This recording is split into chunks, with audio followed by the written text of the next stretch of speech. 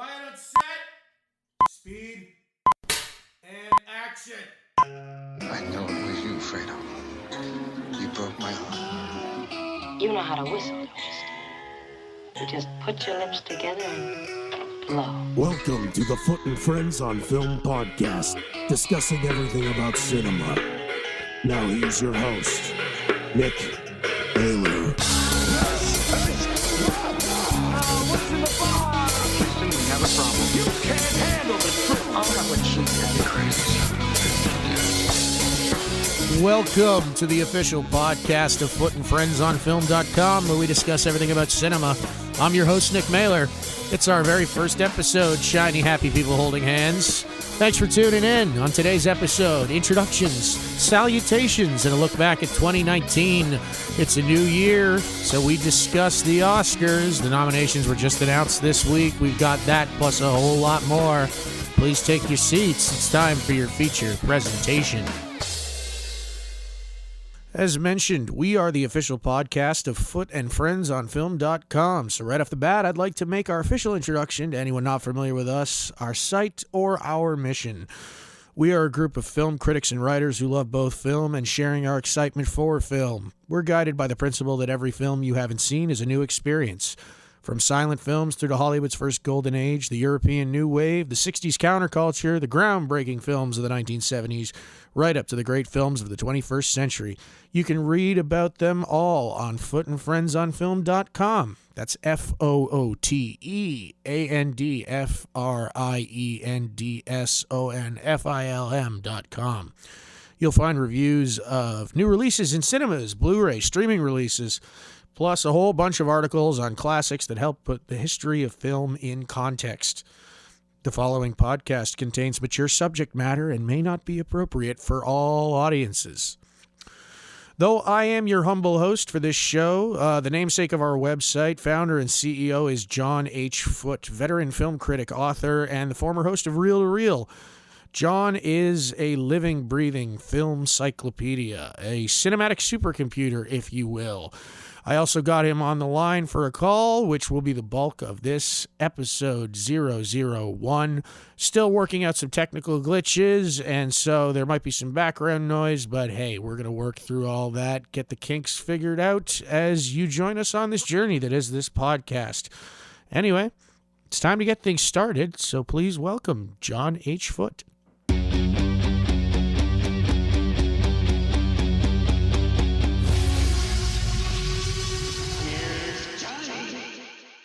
So, how's it going? Good. For the listeners, why don't you give us a little rundown of your history and who you are and what we're all about? Okay, I studied to be an actor and was not a good actor, became a stage director and gravitated towards film criticism in 1990.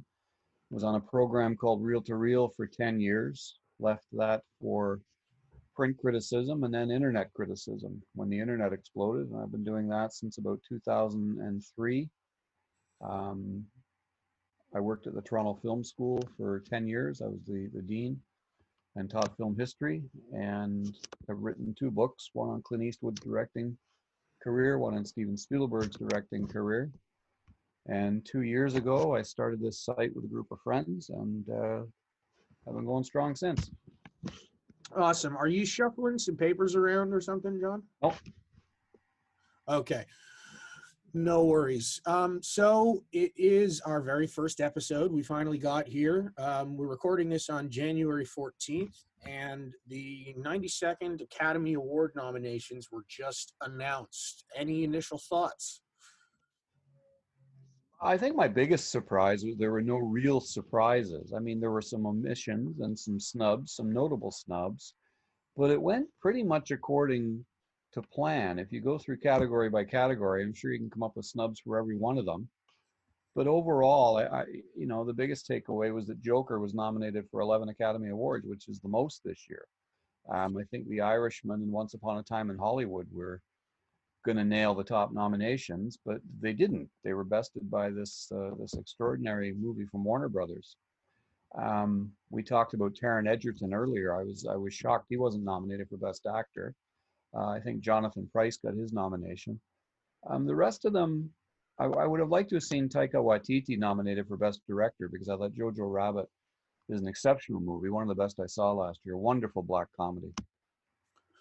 Yeah. Now, speaking of Joker, it was a bit of a shock to see it take the top spot with nominations. I remember not at last year's Toronto Film Festival, but the previous year, you and I were sitting in a little cafe, and they were about a week away from starting to shoot this a bizarre little idea for a movie where they were going to take the Joker and make it an R-rated origin story set in the 1980s, and they were kind of sort of reinvent the character and explore this what if scenario of where he might have come from. And I know you and I were both skeptical about whether this thing was ever going to happen. Yeah.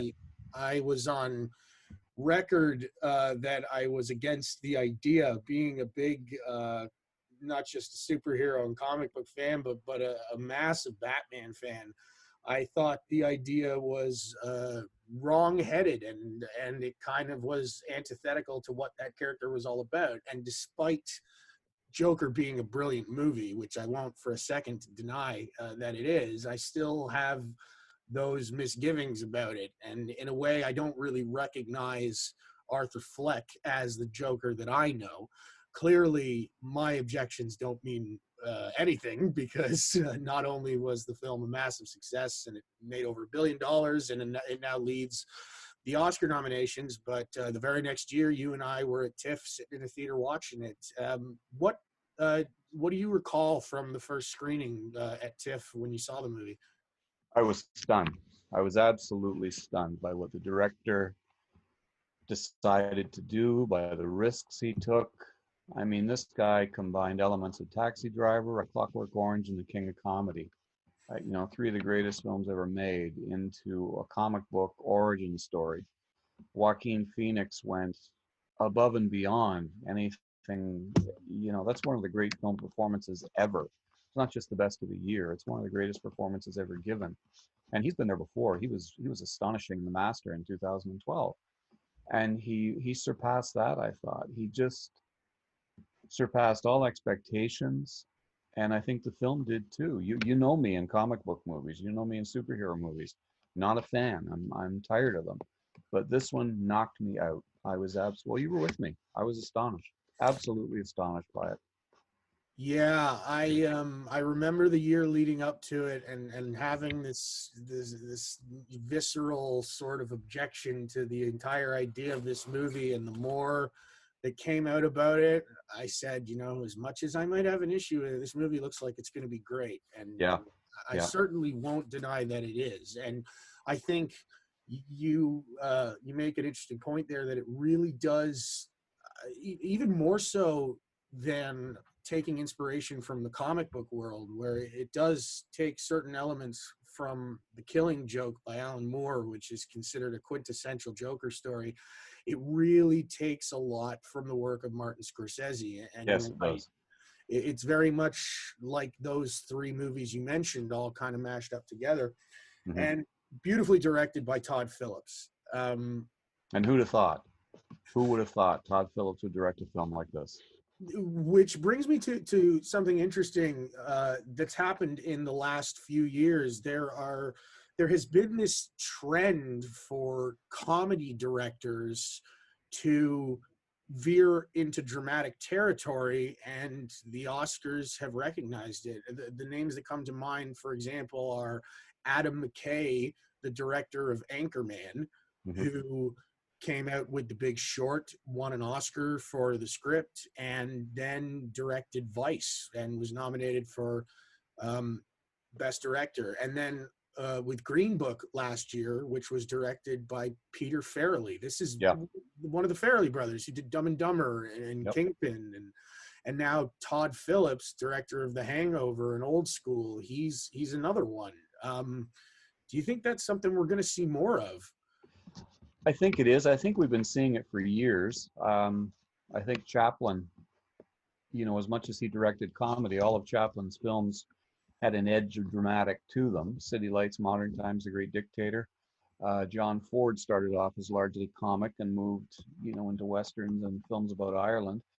Woody Allen in the 1970s was strictly a comedic director until Annie Hall, which is a comedy, but is also a bittersweet romance. I mean, it changed everything about romantic comedy in that the romance ends, the bloom goes off the rose, and these two people go on their separate ways. And most of Allen's films are like that. So I think we've always seen it. I think we're seeing it more today. One, because there's more directors today, and I think they're taking greater risks. I think they're wanting to spread their wings a little bit, and the studios are letting them, which is a big surprise because they usually stick with what's going to make the money. So it's nice to see that they're letting them expand. Yeah, with Joker, I mean, everything about it, it just sort of screamed like, how did Todd Phillips manage to convince Warner Brothers to let him make this movie? I mean, Warner Brothers, especially with their DC Comics properties, they have a history of meddling and micromanaging and everything. And it seems that with this one, they just sort of let him do his thing. And maybe because it had a smaller budget, I don't know.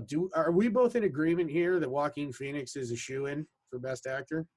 I think so. I can't imagine anybody besting him. If anybody does, it should be Adam Driver. But I can't see that happening. I think it's the best performance in many years, and I think the Academy recognizes that. Film critics have certainly recognized it. The industry recognizes it, and I think you made a point about Warner Brothers. I think when they were seeing the dailies that Phillips was sending back to them every day, they recognized it. They saw that this was unique and going to be very special. And unlike Jared Leto, he wasn't making it all about himself. He was in tune with the movie the director was making, whereas Jared Leto was off in his own world doing his own thing in Suicide Squad. And Joaquin Phoenix was married to the film, married to the idea and the interpretation. And I think they saw that and just thought, back off. This guy's on the right track. So yes, to answer you, yes, I do think he's a shoo-in. Absolutely. Yeah, I would agree. I would be absolutely shocked if anyone else won it. Yeah. I think all the acting categories are kind of locked, except, I mean, I want to say that maybe there's a chance supporting actor won't go to Brad Pitt, but that one even seems pretty set in stone. Would you agree? No, I would agree with you. I think Best Actress has been locked on Renee Zellweger since September. Brad Pitt has had that Oscar in his hand since last July, since the film opened. Supporting actress Laura Dern is beloved in Hollywood. She's a former president of the Academy. Um, I can't see anybody but those four winning. I wouldn't mind if Joe Pesci won Best Supporting Actor. I thought his was the best of the performances, but I think it's Brad Pitt's year. I think he was terrific in another film called Ad Astra that he could have been nominated for Best Actor for, but was not. And I think they'll give it to him for Tarantino's film. Yeah, I think you're probably right. Now, as far as Best Picture and Director go, what are we thinking here? I mean, I think you and I both agree that The Irishman deserves those awards. Yes. Um, what do you think? Do you think that 1917 is now edged in front, or what are your thoughts on that? No, I don't. I think The Irishman is still a strong possibility because it's Martin Scorsese. And I think the Academy wants to give him a second Academy Award. They want to honor him again because the guy's only won once and lesser directors have won twice. So I think he's still got a good shot. One of the reasons I say that is that The Irishman was nominated for film editing. And no film has ever won the Academy Award for Best Picture without a film editing nomination. Once Upon a Time in Hollywood didn't get a film editing nomination, and that's a big deal. Um, there are a lot of people that think Tarantino's film is going to win Best Picture and Director. It might, and he could win Best Director. The Irishman could win Best Picture. Tarantino could win Best Picture. Scorsese could get Director. Parasite could sneak in and win everything. Who knows? It's that kind of year. But I do think it's down between The Irishman and Once Upon a Time in Hollywood. I think those two films will duke it out. We're not 1917. Maybe it's a war film, and they do love war films, but it's the same group of people that did not honor Apocalypse Now, which is and Saving Private Ryan, which is probably the greatest war film ever made.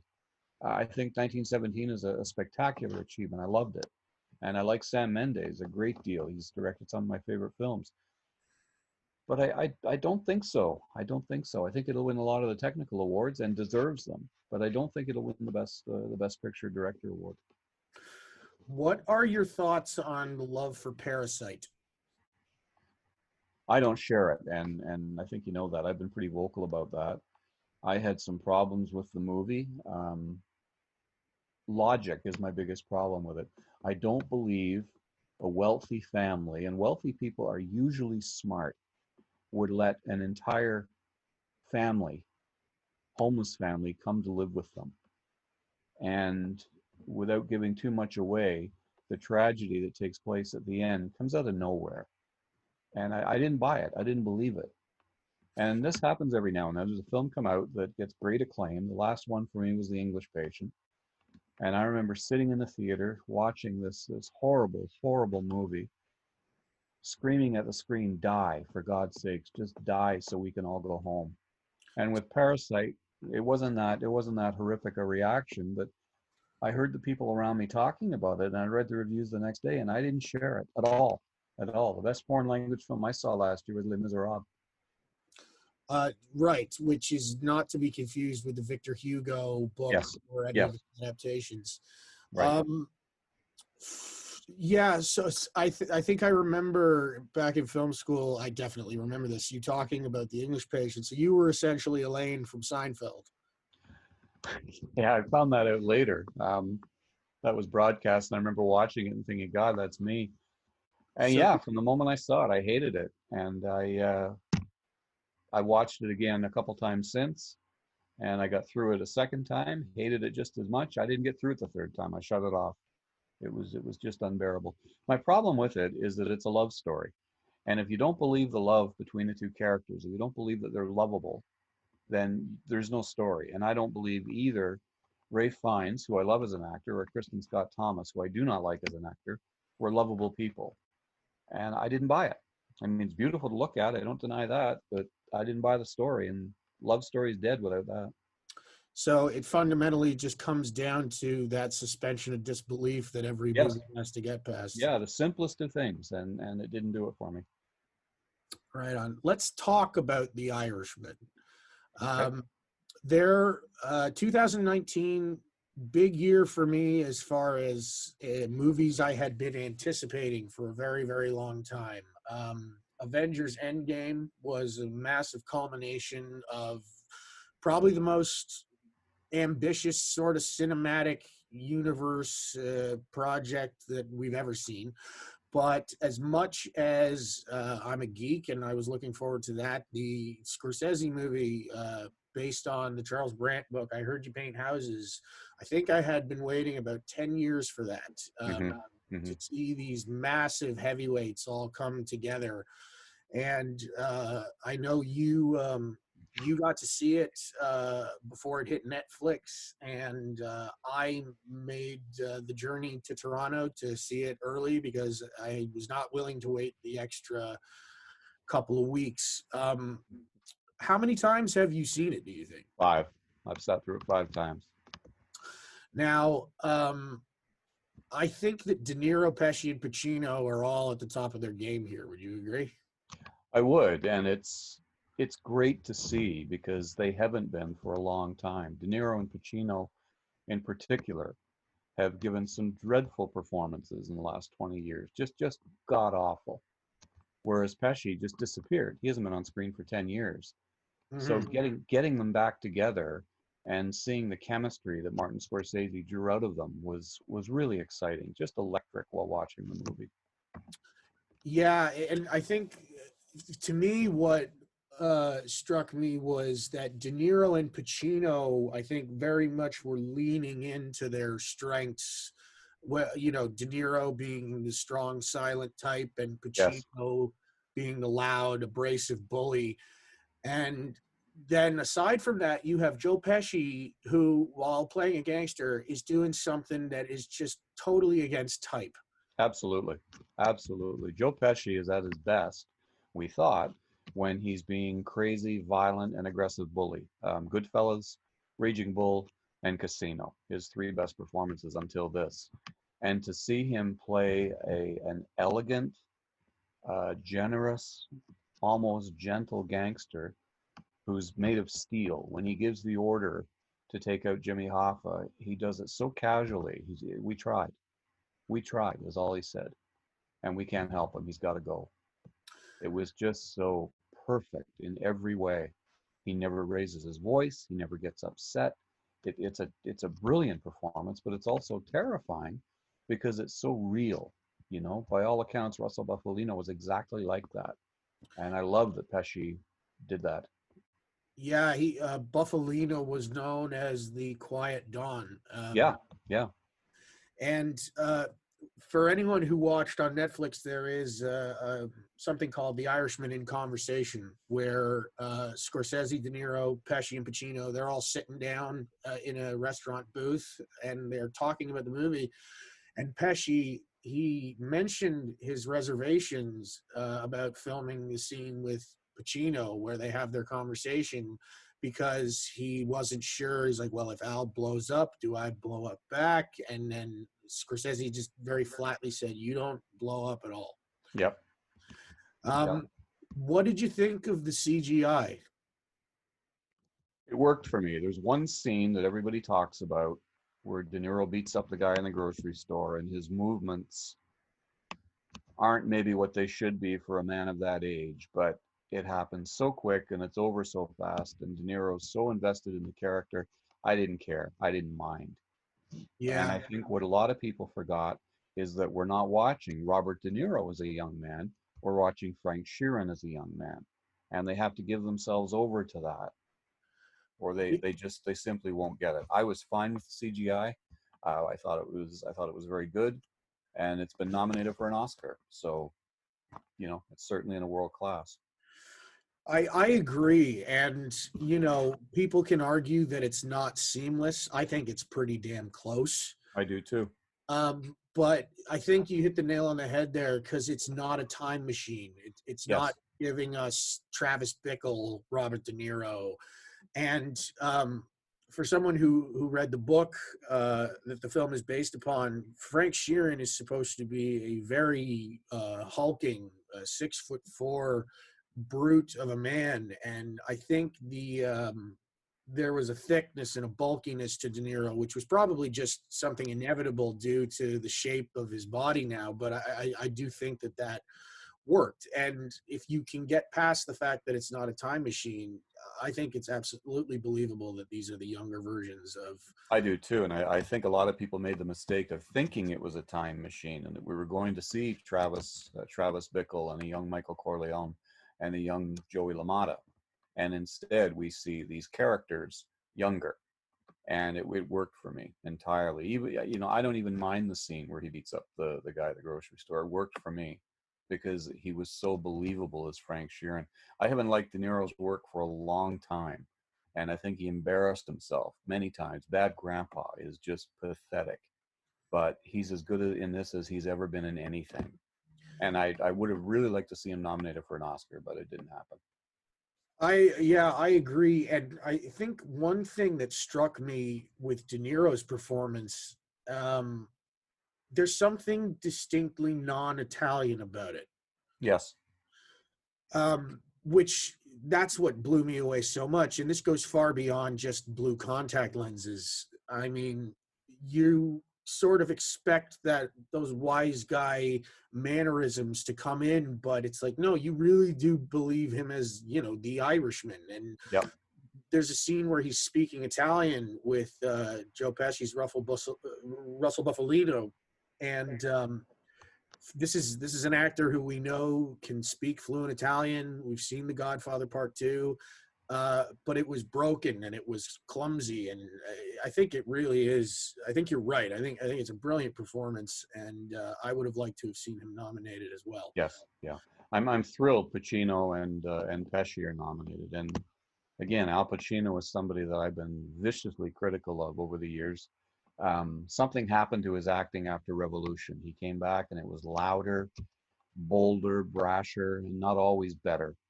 And that Oscar they gave him for Scent of a Woman, which is all hoo-ha and noise, noise, noise. Right. I don't understand that. But with this one, he found the perfect marriage of a character with his style and with Scorsese. And he portrayed Jimmy Hoffa as Jimmy Hoffa. I mean, Nicholson did the same thing in 1992 when he played him in Hoffa. It's the same style of character, very loud, very bombastic, and a terrific performance. It was good to see. It was good to see Pacino at the top of his game.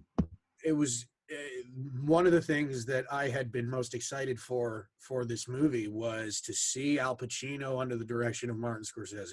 Yes, well, we saw Jack Nicholson in 2006 with The Departed, and he gave one of his best performances under Scorsese. He was terrifying, and yeah, seeing Pacino work with Scorsese, probably unfortunately too late in their career. I'd like to see them do more work, and they certainly talked about doing a lot more work, but they did get to do it, and they got to do it in what I think is a great film. Yeah, I've seen it enough times to have lost count. I really, I don't think I've ever had a hype or anticipation for a movie that could have been higher, which, as you know, can ruin a movie if you're expecting too much from it. But I Yeah, really do think it delivered on it. Great use of music and just everything. There's just so many layers to it, and you see something unique every time you see it. And even the lesser performances or the smaller role performances. Stephen Graham is terrific. Ray Romano was wonderful. Anna Paquin, yeah. the little girl that plays her as a younger girl, those eyes, those accusatory eyes, always staring at her father. Terrific, just terrific performances, flawless. There were some mumblings online. People, I don't know if they were criticizing or getting on Anna Paquin's back. It's like she says 6 words in the movie, but her presence, I think, is, she's an Oscar winner too. She is, and she's got a perfect reason for her 6 words. She said, Martin Scorsese asked me to be in a film. Yes. She said, I'd have been silent. Yeah. And, a lot of people griped about Margot Robbie this year and Once Upon a Time in Hollywood that she was virtually silent. But her presence is the heart and soul of that movie. And in many ways, Anna Paquin's is the decency that De Niro doesn't have, that he lacks in this film. Let's talk about 2019, just in general as a year for movies. What are your thoughts? It's a great year. It was a great year, one of the better years. I think Netflix really came into their own, and I'm glad to see it. They had 4 or 5 films, legitimately great films for the ages type of movies. But they also had movies that were made earlier in the year that were terrific. The Highwaymen with Kevin Costner, the Hunting of Bonnie and Clyde, was a wonderful film. So they, I think they really come into their own. And I think when a director like Martin Scorsese goes to work for Netflix, everybody perked up and thought, wow. And he shopped that project around to every other Hollywood studio and was turned down. So the greatest living director was turned down by everybody. And Netflix said, we'll make it. And they didn't care how much it cost. They gave them the money and they made it. And I think that spoke very loudly about the future of movies with Netflix. I think Disney continues to abominate the film industry. Remakes of their animated films keep showing up, and I don't know. I'm kind of done with Disney. I liked very much Endgame, as you know. It turned me around a little bit in the whole Avengers thing. I thought Robert Downey Jr. was exceptional in the movie. I thought, again, he was the heart and soul of the Avengers. He always has been, and he proved it in this movie. He was wonderful. Great performances this year. Taron Egerton in Rocket Man, the guys in The Irishman, everybody in Once Upon a Time in Hollywood, Jojo Rabbit, which was hysterically funny and so black. Black comedies have to be black all the way through. And this one was. When this kid throws Hitler out the window, the theater erupted. It was absolutely fantastic. So I had a great time at the movies this year. Marriage Story is another one, just a gut-wrenching, searing film. It just tears at your nerves. What a great film. So I was pleased with 2019. It was a good year. Yeah, I agree. And Rocket Man, for me, massive fan of that. And I'm sad about Edgerton not getting nominated because I I think am too. I I'm think, especially sad because we've talked about this. Remy Malek won last year. yeah, And I think that's got a lot to do with him not being nominated. The Academy didn't want to repeat themselves. I don't believe Remy Malek should have won the Academy Award last year. I never have. I was never impressed with his performance. I uh, was deeply impressed with Taron Egerton. and he did his own singing. Yes, he did. Yes, he did. And I also think that not just his performance, I think Rocket Man as a film is leaps and bounds better than Bohemian Rhapsody. Well, it's two things. It's a wonderful biography. It's fun, and it's a jukebox musical. You Yeah, know, they used the music of Elton John all through the film in his youth, even, and it worked. It worked. It yeah. was fun. I think the film's poster's tagline really summed it up best, based on a true fantasy, and that it's very much like a piece of musical theater, and I think that's appropriate for a subject like Elton John. Yeah, yeah. It's And like an Elton John song. You know, really. yeah, and I think we're going to see more of these music biopics. I don't think that's going to be slowing down. Well, they just started one. Timothy Chalamet is going to be playing Bob Dylan Right, in a new James one. Mangold. Yeah, yeah, which would be interesting. Mangold made Walk the Line, which had a lot of fans. Not me, but a lot of fans. And I think this Chalamet kid is the real deal. He's a phenomenally gifted actor. And I think if he gets into the zone with Bob Dylan, he'll do just fine. I remember TIFF 2017. The first movie I saw there was Call Me by Your Name, and then he Yeah. showed up in Lady Bird, and then he showed up in Hostiles, and Yeah. I'm like, wow, this kid, something else. He was I think he's a great extraordinary in actor. Call Me by Your Name. Absolutely extraordinary. Yeah. So we've talked about the Oscars. Are they going hostless again? Do we know that? Yes, they are. They Yeah. are. All right. Well, it worked. It did. Um, As what long as are they you, keep it moving, I'm okay. I don't care if there's a host or not. As long as they keep it moving, just give out the awards. Yeah, totally. I wonder if Taron Egerton and Elton John will perform their song. They might. You know, they started doing that when Springsteen was nominated back in '93, bringing in the real people to do the songs because they never did that before. They always had someone else. Steve Lawrence and Edie Gourmet would end up doing the best song nominees. And with Springsteen, they brought him in, they brought Neil Young in, and everybody else that year. So ever since, they've had the original people doing the songs. So I hope so. I hope so. It'd be cool to see them do a duet. Yeah, very much. Elton's brought him out on his tour a couple of times. Yeah, And, yeah. And Elton's been there before. He won an Oscar for The Lion King. And it would be a real classy thing for Taron Egerton to show up. Yeah, I think so too. And of course, Lady Gaga and Bradley Cooper did their song. Yeah. That was that Oscar was locked for a long time. I think Taron Egerton's song with Elton John is probably the front runner for original song. I would say so. Just another thing I loved about that movie. Doing that over the closing credits, but I'm a big fan. But anyway, it's 2020 now. What I recently published my list of 25 movies to look out for. I don't have the same hype I had for things like The Irishman and Endgame, but what are your thoughts on this year, and what are you most looking forward to? Well, there's a few I'm looking forward to. I'm curious and curiously dreading Steven Spielberg's West Side Story because I don't know that it had to be remade, you know? The 1961 version changed everything about the movie musical. It made dance into a unique language. All the fight scenes were ballet and jazz dancing. And it's such an iconic, extraordinary movie. I don't know why he chose to do a remake. He could have directed Wicked. If he wants to do a musical, direct something new, direct Wicked. Do Cats, for God's sakes. Do something different than what poor Tom Hooper did. But he chose this, and I'm worried. I'm worried about it because I hate to see great directors bashed. And I'm kind of concerned Spielberg's going to get bashed for this one. Sofia Coppola has a new movie coming out, which always excites me. I think she's a wonderful director.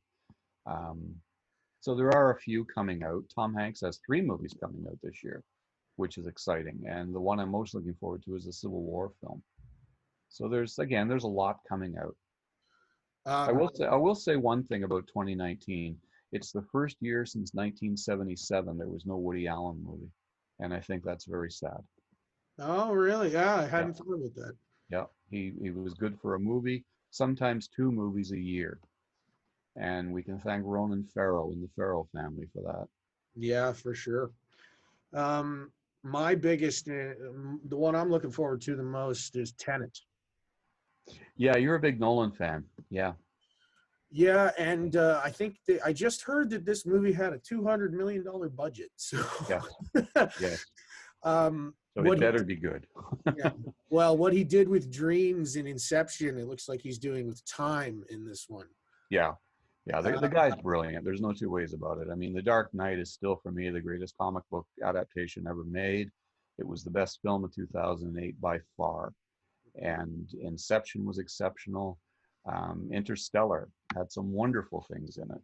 You know, it didn't quite work as a whole, but when it was on, it was on. And Yeah, Dunkirk had some great stuff in it. I think 1917 surpassed Dunkirk in every way as a war film, but it was a handsomely made movie. So the guy's the real deal. He can direct. There's no two ways about it. I'm actually a really big fan of The Prestige. Yeah. Yeah. Um, You mentioned that. Yeah. Yeah. So, getting back to comic book movies, we were talking about Joker, and it's becoming more of a trend for these movies to have R ratings. Yes. Deadpool sort of brought that into the forefront, and then there was Logan, and now Joker. They've just announced that Birds of Prey, which on the surface looks to be a semi-sequel to Suicide Squad as it Mhm. continues Margot Robbie's character of Harley Quinn. They've announced that that is going to be R-rated. So there's something interesting going on with Batman in movies where everyone around Batman is getting their moment in the spotlight, even though he's not in the movies anymore. Gotham City and all this stuff, now with Birds of Prey.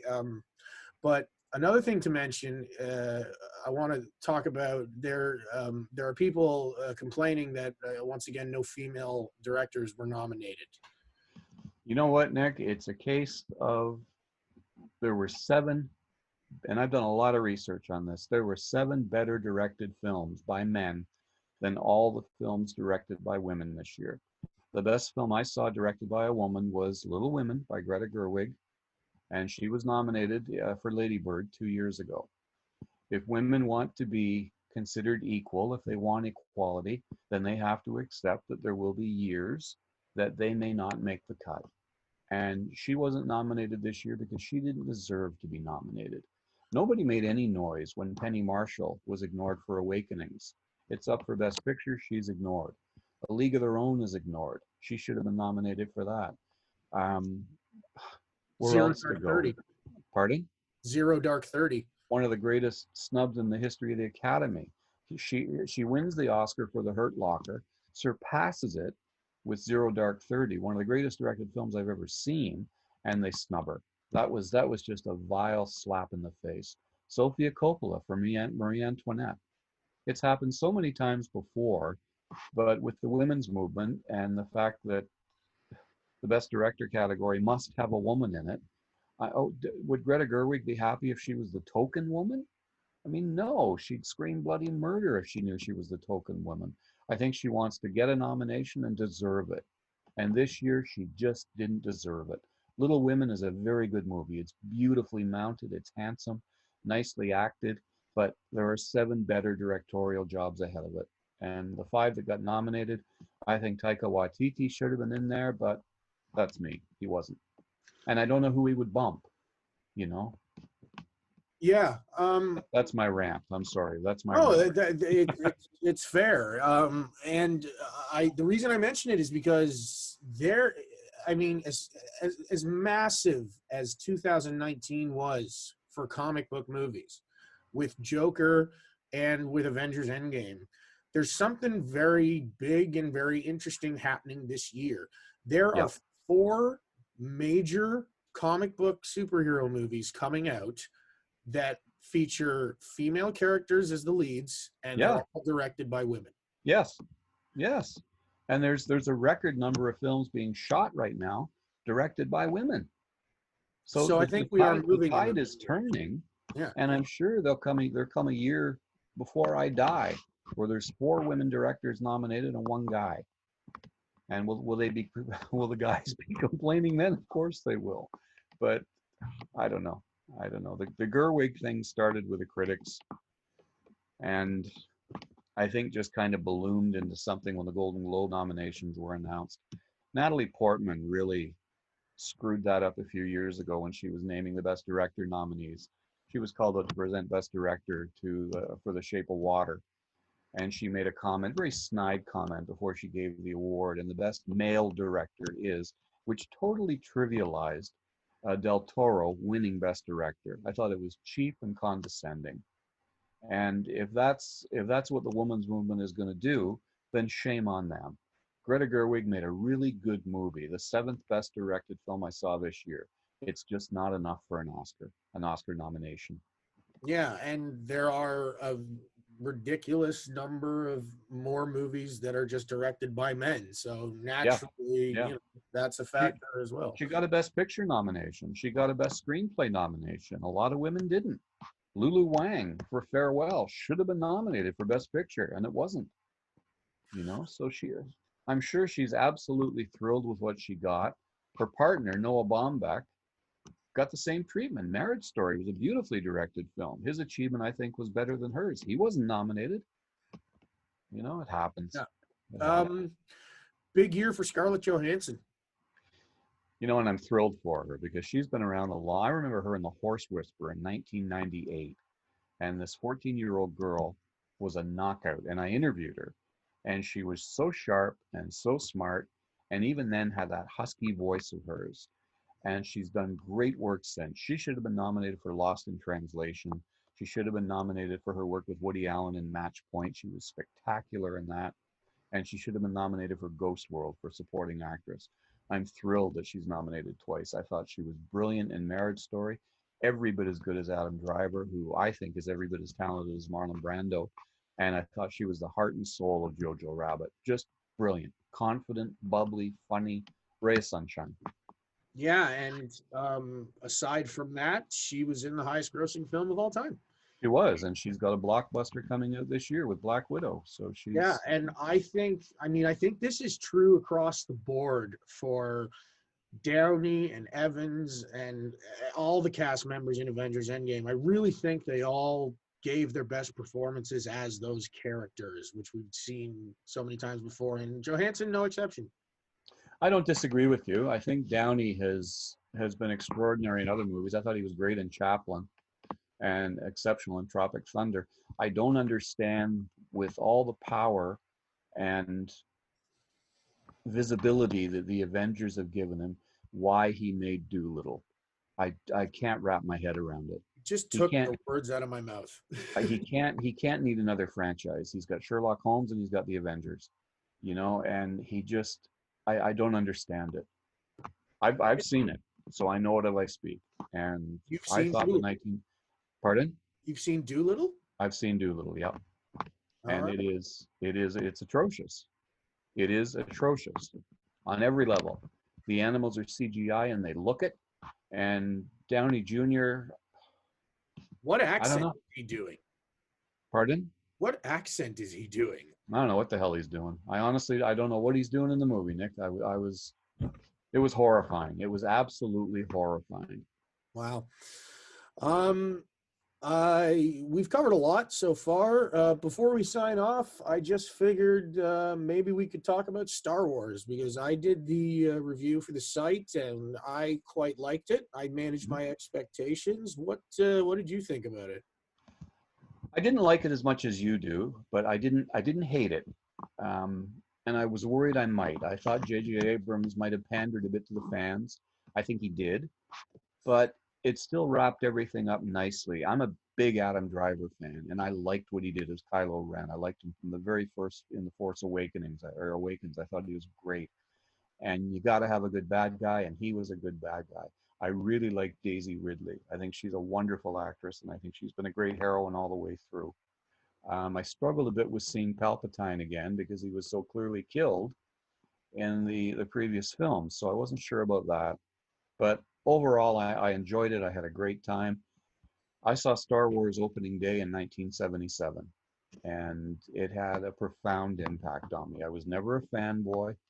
I was in the audience for the opening day of The Empire Strikes Back, and I remember the gasp when Vader announced that he was Luke's father. And I was in the audience opening day for Return of the Jedi, and Lucas blew it with those bloody Ewoks. Right. But you know, the prequels directed by Lucas in the 90s and early 2000s were awful, just bad beyond belief. But I think the resurrection of Star Wars hasn't been terrible. It hasn't sucked, and I thought it would. I worry that Disney is so obsessed with money and greed, they'll keep making them till we hate them. And I hope they don't. I hope they stop for a little while. You quite like the Mandalorian. Yes. Talk about that a little bit. The Mandalorian, yeah. So Disney Plus is the new streaming service from Disney, which has everything Disney and everything Marvel and everything Star Wars and National Geographic as well. The Mandalorian was one of, if not their first original series just to air exclusively on Disney Plus, and it is set in the Star Wars universe. It takes place, I think, about 5 years after Return of the Jedi, and it's created by Jon Favreau, and it follows the titular Mandalorian, which is a group of characters in the Star Wars universe. Boba Fett was famously one of them, and this guy's costume very much looks like Boba Fett, and he doesn't take the helmet off, and it's Pedro Pascal who plays him, and it very much feels like a Western set in the Star Wars universe, and it's got a wolf cub kind of thing with this baby Yoda character, which is what drew me to it. Now the character is not actually baby Yoda. It's clearly an infant member of the same species that Yoda comes from, which is a big Star Wars mystery. They don't go for sickening cute like the Ewoks, do they? No, man, it works. Okay. It works, but like you want to take him home. Yeah. He doesn't talk. He doesn't do much, but he has force powers, Right. which they're exploring, and everyone's hunting for this baby Yoda, and the Mandalorian. He's a bounty hunter, and the bounty was identified as an individual who is 50 years old. And when they find it, it's Pedro Pascal's Mandalorian, and I believe the robot bounty hunter's name is IG-88, voiced by Taika Waititi. And they find the bounty, and it's this baby member of Yoda's species, and I guess Okay. the idea is that yes, it's 50 years old, but because Yoda was something like 900, these things age slowly. Yeah.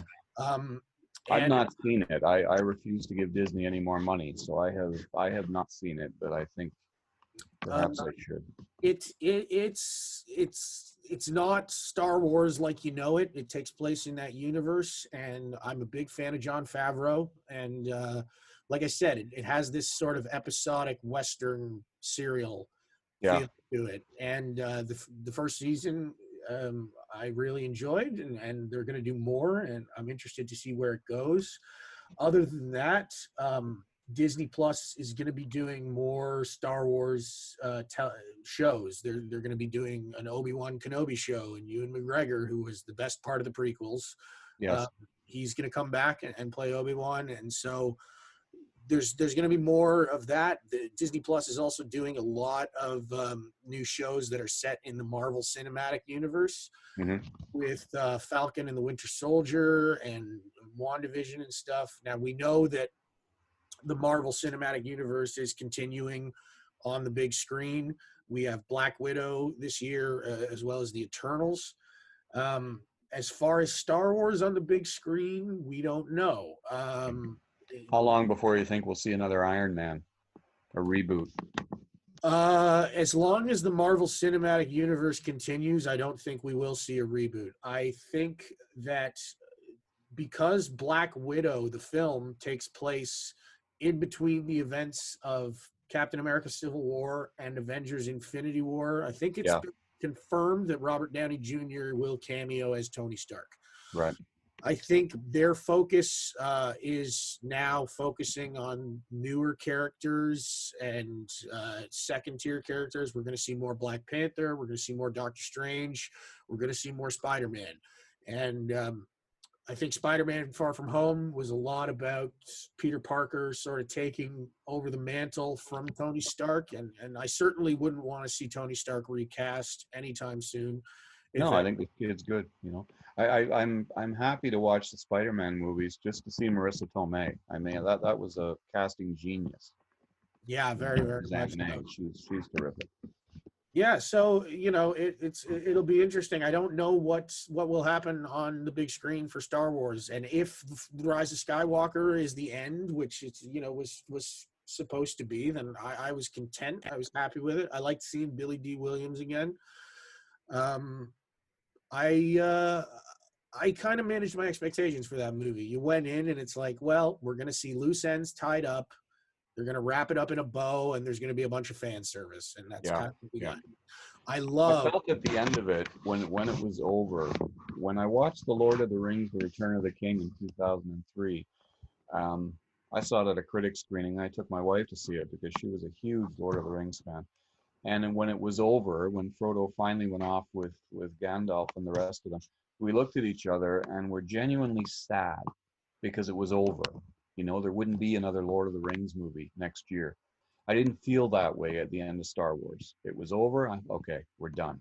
Yeah, Good. Agreed. I think Avengers Endgame had an element of that sadness when we saw these characters go, but knowing the world would continue. Well, you and I have talked about this. It hit me when Tony Stark died. It hit me when he hugged the kid. The scenes with his little girl were very powerful. I mean, Robert Downey Jr. should have gotten an Oscar nomination yesterday. He was terrific. Would have been very happy, yeah. And I don't say that lightly because I really struggle with these superhero films. But he brought a heart and soul to it. And Chris Evans was the same. He was terrific in the film. I don't know.